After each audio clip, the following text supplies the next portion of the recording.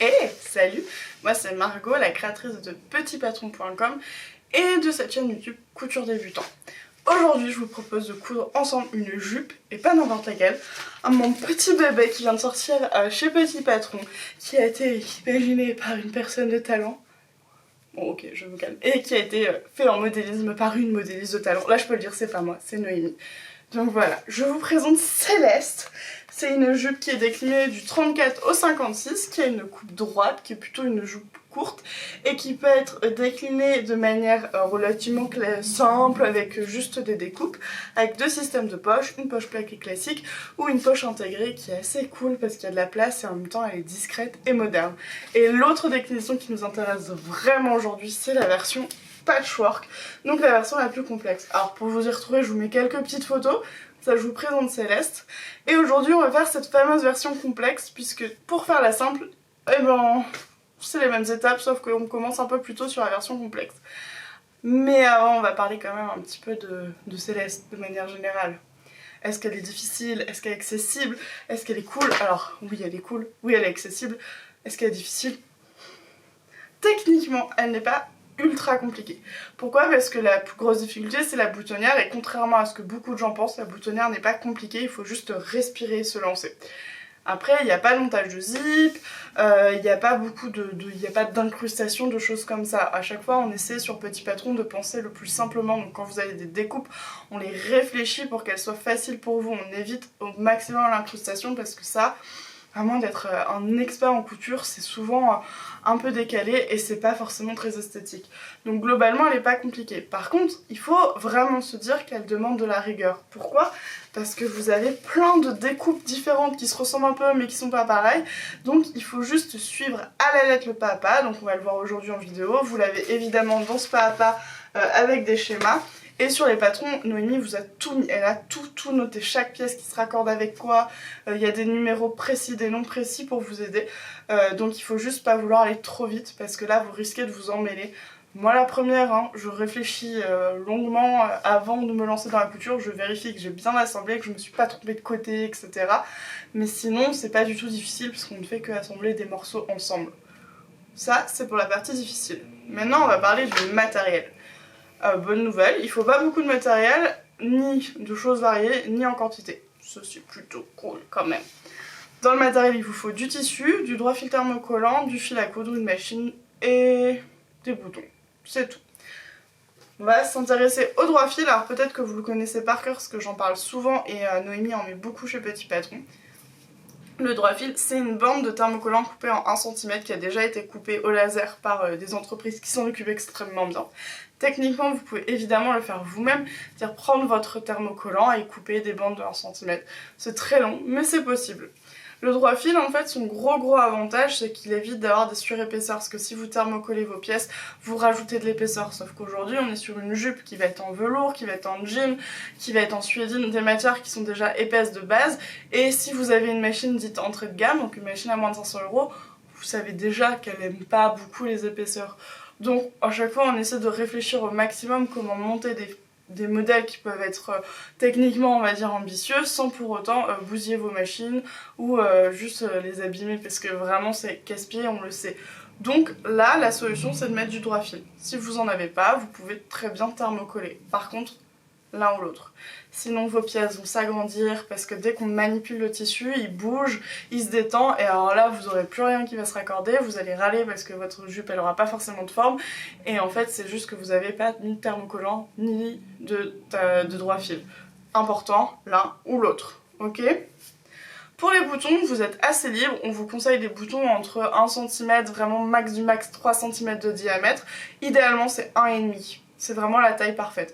Mais trouvez le bouton qui va avec vos tissus, qui vous plaît, à la taille parfaite, on sait que c'est difficile, c'est pour ça qu'on vous propose vraiment un diamètre, on va dire, relativement large, pour pouvoir trouver le bouton de vos rêves. Vous avez tous les placements sur les patrons, mais après, libre à vous de changer l'espace des boutons suivant la taille de votre bouton.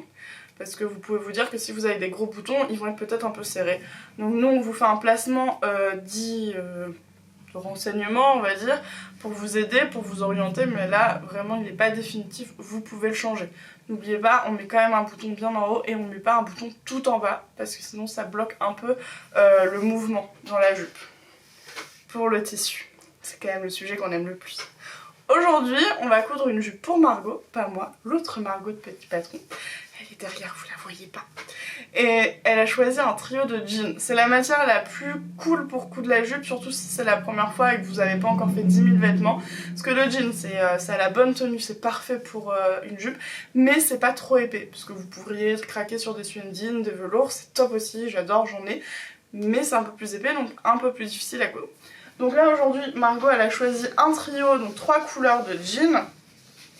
Donc dans cette qualité, donc c'est du jean dit confort, en fait c'est un jean qui est vraiment confortable en fait, grâce à sa composition, parce qu'il y a un mélange de fibres, et elle a choisi 3 couleurs, dont pas celle-là.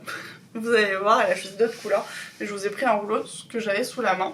Tous les tissus que je vais vous montrer aujourd'hui sont de l'atelier Neko, je suis allée chercher dans le stock pour vous montrer des exemples. Après nous, dans les versions qu'on a cousues, on a aussi trouvé du tissu chez tissu.net et Mondial Tissu, donc je vous mets tous les liens en dessous, et dans l'article complémentaire, si jamais vous voulez un tissu précis, on vous montre. Un autre tissu qui est possible pour faire votre jupe, c'est le fameux jacquard. Alors là, il est ultra lumineux parce qu'il est clair et que mes lampes sont un peu fortes aujourd'hui. Mais le jacquard, c'est un tissu qui est double face. Ici, il est sur une base écrue avec des fils dorés. C'est typiquement les tissus qui s'accordent ultra bien à votre jupe. Ensuite, vous pouvez prendre du velours, je vous en parlais tout à l'heure. Donc là, c'est du velours à grosse cote. Il existe des velours très fins et souples, un peu moins adaptés. Disons que pour une jupe, on aime le tissu qui a de la tenue un petit peu épais. Ça offre un plus joli rendu parce que vous avez une coupe droite. Les tissus fluides vont être adaptés aux jupes qui tournent, qui ont du volant, qui ont beaucoup d'aisance. Un autre tissu, encore une fois, le rouleau lourd, la suédine. Ça, c'est un joli tissu qu'on aime beaucoup.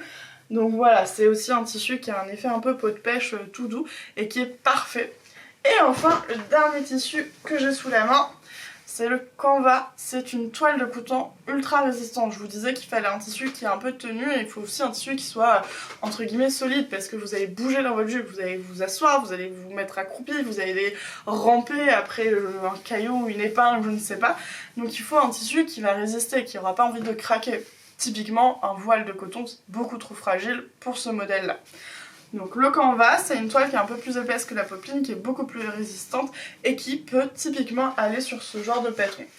Je vous ai pas sorti ici, mais vous pouvez évidemment utiliser du cuir ou du simili. Nous, on l'a fait en simili, donc c'est tout à fait possible. Faites juste attention à l'épaisseur de votre simili parce que toujours une histoire de machine à coudre. Il y a des machines qui n'aiment pas les simili ou les cuirs trop épais. Petit détail, mais c'est tout. Une fois que vous avez choisi votre tissu, si comme nous, vous aimez les versions avec plein de couleurs, Noémie vous a fait un petit coloriage, vous allez voir, c'est sympa. En fait, elle vous a préparé un petit schéma avec toutes les pièces et vous pouvez les colorier pour vous rendre compte si votre placement de pièces vous convient, si l'assortiment des couleurs vous plaît, etc. Donc le double avantage, c'est qu'on se projette, on n'est pas déçu, et l'autre avantage c'est qu'en plus elle a bien remis tous les numéros de pièces, donc ensuite vous allez pouvoir trier toutes les pièces pour les ranger par couleur de tissu, et ça aide beaucoup parce que vous allez voir la coupe, ça demande du temps puisqu'elle demande de la rigueur, on a plein de découpes. Donc ça c'est le petit aide, vous pouvez l'imprimer autant de fois que vous voulez, ça fait partie du fichier et ça vous permettra de vous projeter. Une fois que c'est fait, il ne vous reste plus qu'à couper vos pièces en suivant toutes les instructions qui sont sur les patrons, n'oubliez pas l'écran, et on se retrouve pour le montage. On commence avec les enformes dos et devant. Alors, on va mettre du droit fil. Donc c'est ce ruban de thermocollant qui fait 1 cm de large. Il permet de bien stabiliser les zones qui vont être sujets à se détendre. Et on vous suggère du droit fil parce que thermocollé ça marche aussi très bien, mais ça rajoute de l'épaisseur. Et comme on est sur des matières épaisses, du jean, du velours, de la suédine, pour éviter que vos machines ne souffrent trop, cette solution fonctionne aussi très bien et permet vraiment de soulager la machine. Donc pour le poser, on va prendre sa table à repasser. Voilà, pour la vidéo, je prends mon tapis cricket, c'est la même chose. Je prends mes pièces, donc on va commencer par le devant. Et donc, je vais prendre l'envers. Je garde toujours le patron à côté pour être sûr de bien trouver le sens de mes pièces. Je vérifie donc le bas, le haut, et là, on va les placer sur le haut de nos pièces. Je prends mon ruban, je vérifie le côté qui brille le plus, c'est là où il y a la colle, et je vais le mettre contre le tissu envers. Je viens poser mon droit fil tout du long sur le haut de ma pièce. Alors vous pouvez couper avant ou après, c'est vous qui voyez, c'est pas très important. Et ensuite avec un fer à repasser, donc là j'utilise mon mini Cricut parce que c'est plus simple en vidéo, je viens le poser comme du thermocollant, je reste environ 15 secondes dessus. Là j'ai une semelle qui est spéciale où j'ai pas besoin de protéger, si vous utilisez un fer à repasser, mettez un papier sulfurisé entre les deux pour éviter d'abîmer votre semelle. Et ça je vais le faire sur toutes mes pièces, donc en forme de vent et en forme d'eau.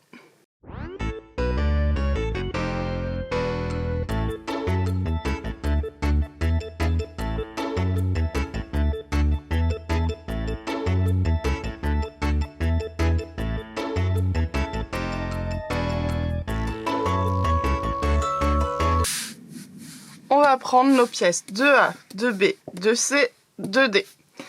On peut préparer tout de suite les 2A bis, 2B bis, 2C 10 et 2D 10 bis. Ouh, c'est compliqué.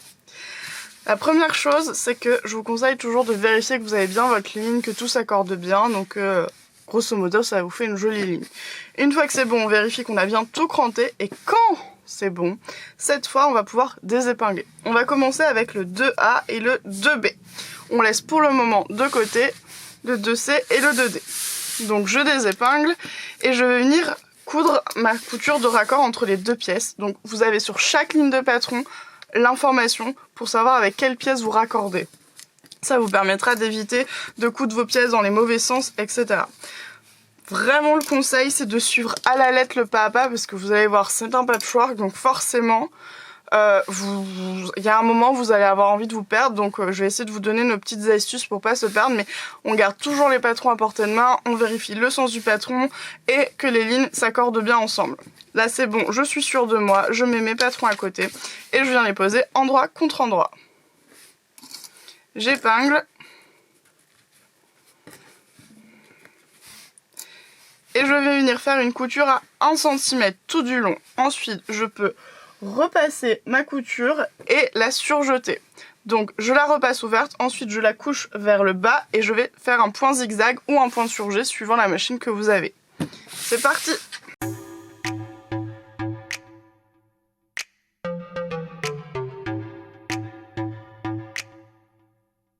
On prend maintenant nos pièces 2C et 2D et on va venir coudre les deux pièces ensemble. Donc la couture du bas 2C avec la couture du haut 2D.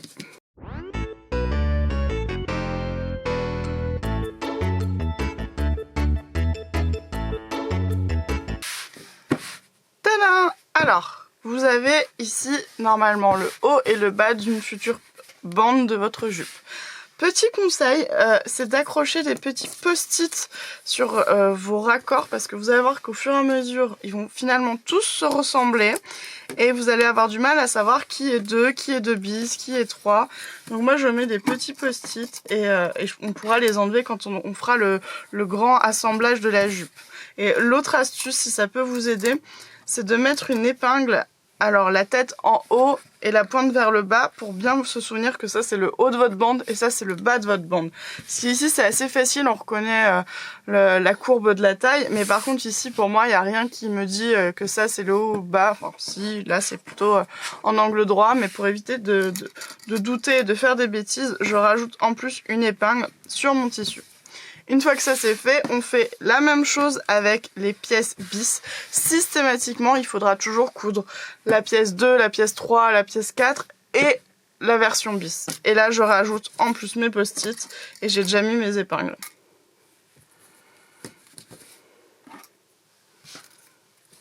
Hop. On les met de côté et on va chercher les pièces de poche. Alors, on va prendre le haut de nos pièces 2 et 2 bis, ainsi que la pièce 8, petit fond de poche. On va les poser chacune face à leur côté, donc faites bien attention à l'endroit à l'envers s'il y en a un sur votre tissu. Et on va venir raccorder le bas des pièces 2 et 2 bis avec le haut de la pièce petit fond. On va assembler, épingler, on coud à 1 cm et on fera un joli zigzag.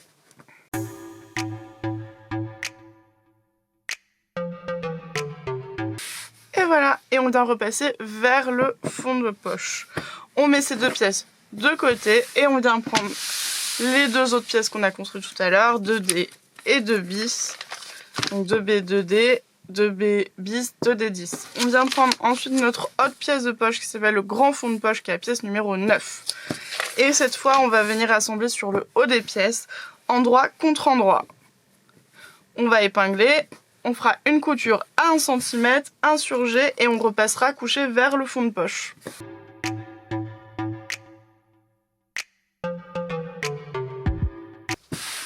Vous obtenez ça. Tout est normal, hein, cette forme, puisqu'en fait on va rabattre ensuite le fond de poche et il va aller se plaquer sur l'envers de votre pièce.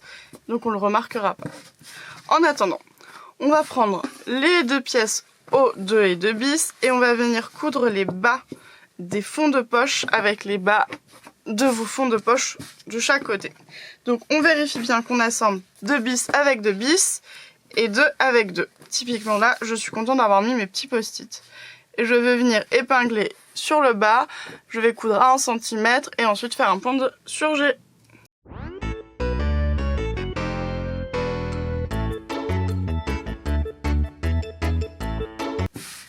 Vous avez ça et notre objectif c'est d'obtenir ça. C'est-à-dire que là on va fixer la poche une bonne fois pour toutes. Alors, pour ça, on va commencer par remonter. Vous avez ici votre angle, c'est justement là où on va venir bien plier et plaquer le fond de poche, le grand fond de poche contre le tissu. On va venir chercher les crans, vous en avez plusieurs sur votre jupe. Vous en avez un de ce côté-là et deux de ce côté-là, donc là c'est votre milieu. On va venir chercher le cran le plus bas de ce côté-là et de l'autre côté, comme il n'y a qu'un cran, il y a peu de doute. Et vous allez voir que je crée de l'embu. Ma pièce, si je la mets bien à plat, elle dépasse ici, je sais, mais c'est normal. Noémie a pensé à vous, elle vous a créé un petit peu d'embu pour bien passer la main et être confortable. Donc surtout, vous ne plaquez pas, vous ne coupez pas, parce que c'est bien normal et c'est fait pour votre confort. Donc je viens plaquer, tout se passe bien, et ensuite je vais bien épingler en prenant évidemment mes fonds de poche, qui sont de chaque côté. L'objectif, ça va être bien de plaquer et les fonds de poche avec la jupe. On fera une couture de chaque côté à 5 mm pour bien fixer tout ça ensemble. Et voilà, vos panneaux avec poche sont prêts. On va les mettre de côté. Et maintenant, on s'attaque au grand assemblage de tous les panneaux. Donc, on va commencer avec le 1A, enfin la série 1. Et on va prendre le 1A et le 1B. Alors, là, vous voyez, j'ai déjà marqué mes boutonnières, je vous conseille de le faire. Donc vous pouvez le faire comme moi aux épingles, avec une crétaillère, avec un fil. Libre à vous de choisir la méthode qui vous va le mieux.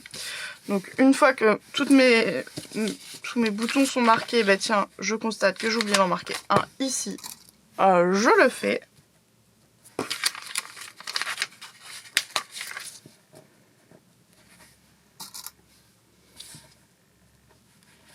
Hop. Je mets mes patrons de côté et je vais assembler la première couture, donc le bas de la pièce A avec le haut de la pièce B. Et vous allez voir que cette étape, vous allez la faire très souvent jusqu'à ce que tous vos panneaux soient montés. Donc évidemment, comme d'habitude, on va épingler, on va coudre à 1 cm, faire un surjet et repasser vers le bas. C'est assemblé, c'est surjeté, c'est repassé. Je prends maintenant la pièce C et là encore, je vais la raccorder le bas de ma pièce B avec le haut de la pièce C. Encore une fois, on épingle, on coud à 1 cm et on fait un point de surjet. Et j'oublie mes épingles. Tada! On prend maintenant la pièce D et devinez quoi? On va l'assembler avec la pièce C. Hop, je la mets endroit contre endroit, j'épingle, je couds 1 cm, je fais un surjet et on aura fini notre premier panneau.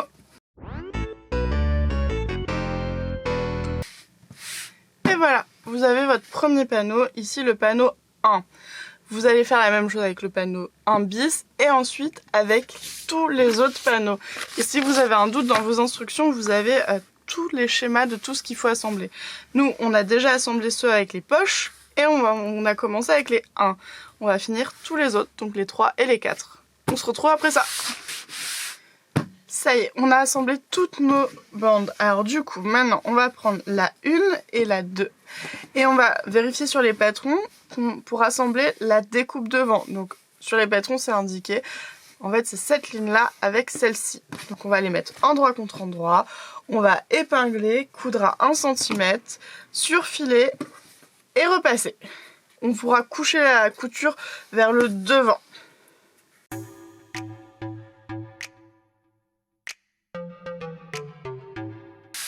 Et voilà. Une fois que c'est fait, on les met de côté et on s'attaque aux bandes 3 et 4 et 3 bis, 3 et 4 bis. Je vais y arriver.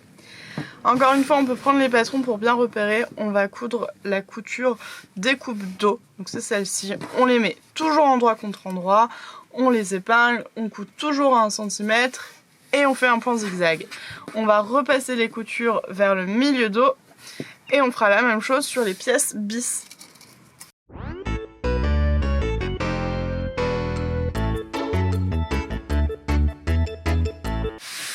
Tadam! 3 bis, 3, 4, 4 bis. Maintenant, on a nos deux parties de dos. On va rejoindre le milieu dos. Donc, on va faire cette couture-là. On met les deux morceaux endroit contre endroit. Et sans aucune surprise, nous allons épingler, coudre à 1 cm, faire un zigzag ou un surjet et repasser.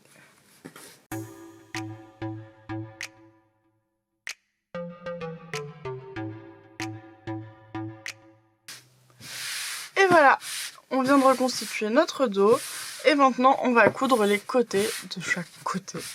Alors on vient prendre du coup nos pièces devant. Le côté c'est facile, c'est celui qui n'a pas l'angle cassé d'onglet.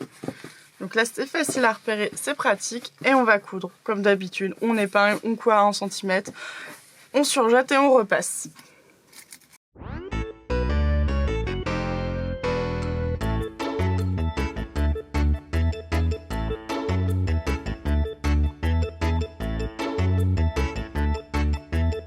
Et voilà, votre jupe est en forme. Maintenant, on va la mettre de côté et on va prendre ses enformes. On va commencer par l'enforme 6 qui est le dos.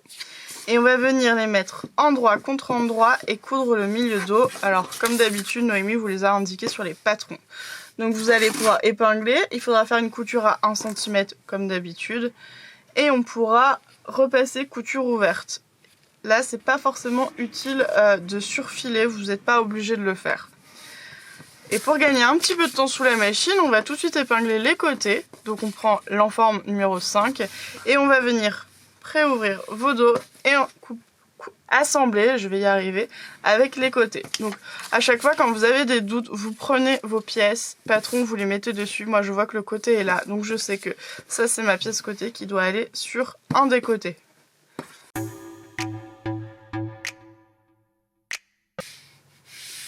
Et voilà, j'en ai profité pour faire un surjet ou un zigzag sur le bas de mon enforme après avoir bien assemblé et ouvert mes coutures.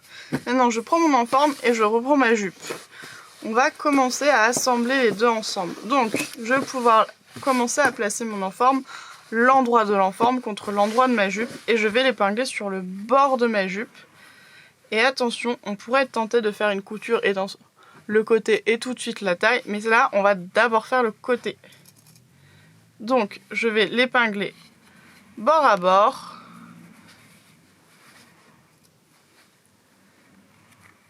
De la même manière, je vais aller épingler à l'opposé sur mon deuxième devant. Et toujours uniquement le côté. Je vais pouvoir faire une couture à 1 cm juste au niveau de l'enforme de chaque côté. On va se concentrer. J'ai accroché mon enforme de chaque côté. Je vais aller chercher le cran de taille. Il est sur mon patron. Moi, je l'ai là. Je vais plier endroit contre endroit le bord de mon milieu devant pour pouvoir commencer à l'épingler. Je vais bien sûr accrocher. On va pouvoir plaquer le couturage vers le milieu devant. Et je vais aller faire la même chose à l'opposé.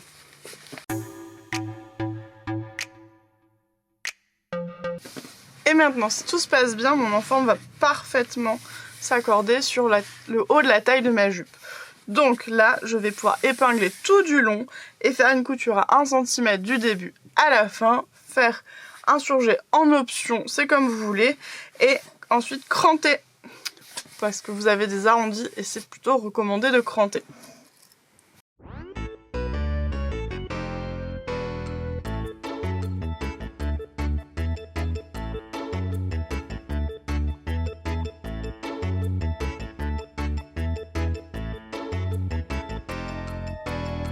Une fois qu'on a cranté, on va pouvoir repasser une première fois en rabattant l'enforme.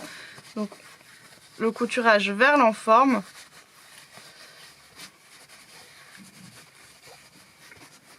On fera ça tout du long et je vous montre, on va retourner le coin. Pour ça, moi je viens mettre mon index dans le coin, j'ouvre la couture, je viens l'aplatir complètement et je la pince avec mon pouce. Je vais pouvoir retourner et ça me permet de retourner avec un angle parfait.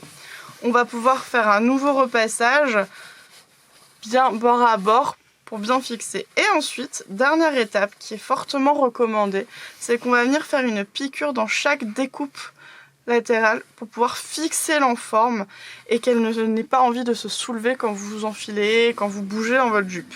Donc on vous recommande vraiment de venir le faire sur chaque découpe latérale. Hop. Donc on prend le temps, si vous avez vraiment peur de le faire à la machine, vous pouvez aussi choisir de le faire à la main et de fixer avec un point discret. C'est parti!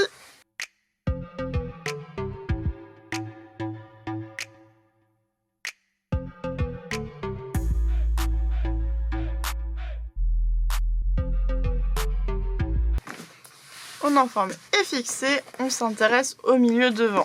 Alors, on va commencer avec le premier côté. Évidemment, il faudra faire la même chose de l'autre côté. On va rabattre 1 cm sur le milieu devant. Donc en haut, il est déjà, on va dire, entamé puisque vous avez fait votre couture d'enforme. Donc vous allez juste plier avec l'aide de vos fers 1 cm pour rejoindre jusqu'en haut au niveau de l'enforme. Une fois que c'est fait, vous avez marqué au fer, on va faire un deuxième marquage au fer qui est la pliure devant. Donc en haut c'est facile, elle est déjà entamée puisqu'on a cousu l'enforme. En bas c'est là aussi facile, vous avez un cran. Donc il suffit simplement de bien placer votre enforme et de passer un coup de fer. On va faire ça de l'autre côté et en même temps profiter, puisque vous avez votre fer sous la main, de venir plier 4 cm en bas, c'est votre futur ourlet. On va plier juste au fer, on le fait sur tout le bas et une fois que c'est fait, on viendra simplement faire un zigzag ou un surjet sur le bas de l'ourlet ici. Et on se retrouve pour l'étape couture. On s'attaque à l'onglet. Alors, j'ai bien rabattu ici. Je l'ouvre pour le moment, c'était pour profiter du fer. J'ai fait mon surjet, ici j'ai mes différentes pliures et là je vais venir mettre endroit contre endroit sur l'onglet. Donc c'est la petite diagonale qu'il y a dans l'angle qui du coup n'est plus un angle. On va mettre endroit contre endroit, on met quelques épingles, sans aucune surprise vous allez devoir coudre à 1 cm. Vous allez coudre à 1 cm et vous allez retourner et vous allez voir que ça permet d'avoir un angle parfait. Évidemment, vous faites la même chose de l'autre côté. Vous avez 2 côtés à votre jupe. C'est parti. Mon onglet est cousu. Je prends la même technique que pour l'enforme pour le retourner. Comme ça, il est parfait. Et comme on a tout préformé au fer, vous voyez déjà que ça se positionne parfaitement. Alors là, on va devoir faire la couture des milieux devant. On va se mettre sur l'endroit puisqu'une surpiqûre c'est toujours plus joli sur l'endroit. On va prendre sa crétailleur ou un feutre qui s'efface à l'air, à l'eau, tout ce que vous voulez. Et vous allez pouvoir faire un petit tracé à 4 cm. Ça va être votre surpiqûre. Évidemment, vous pouvez ne pas tracer, mais il faudra être vraiment ultra précis dans votre couture. Si vous vous en sentez capable, c'est parfait.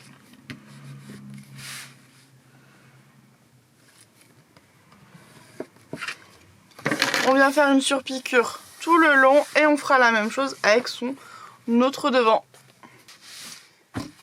Une fois que ça c'est fait, on peut tout de suite coudre notre ourlet. Donc c'est la même chose, on vient faire une surpiqûre à 3,5-4 cm, c'est vous qui voyez ce que vous préférez. Vous pouvez encore une fois utiliser la craie pour faire un beau tracé. Et ensuite il vous restera à faire les boutonnières et les boutons. Alors les boutonnières on les fait sur le devant droit et les boutons on les posera sur le devant gauche. À savoir que si vous ne savez pas encore faire des boutonnières, je vous ai déjà proposé un tuto, vous allez pouvoir l'avoir en barre d'infos, je sais plus où elle est, avec le lien donc pour les boutonnières automatiques et pour les boutonnières mécaniques. À ce jour, j'ai pas encore tourné le tuto, mais promis, je vais vous le faire. Après ça, votre jupe sera terminée. Allez, pour les boutonnières, boutons, et c'est parti. Et voilà le résultat. Donc là, vous voyez la version de face et de dos. Alors aujourd'hui, on a utilisé du coup du jean confort de 3 coloris, lead 20, camel et marron. Pour les boutons, c'est aussi du Atelier Neko. Je vous les montre d'un peu plus près. Le droit fil, pareil. En fait, on a tout pris chez Atelier Neko sur cette version. Là, c'est à la taille de Margot. Ce n'est pas ma taille. Je suis un petit peu jalouse parce qu'elle est quand même très très belle. Je vais peut-être devoir m'en faire une pour moi. On verra. En attendant, vous pouvez retrouver du coup le patron sur petitpatron.com. Elle s'appelle Céleste. Elle est disponible du 34 au 56. Et c'est tout ce que j'ai à vous dire. Du coup, je vous donne rendez-vous sur les réseaux sociaux, sur Instagram, Facebook, Pinterest, au nom de Couture Débutant ou Petit Patron. Et du coup, je filmer les séquences sur la parka. J'ai pas oublié. Promis, vous aurez des séquences sur la parka bientôt. À très vite!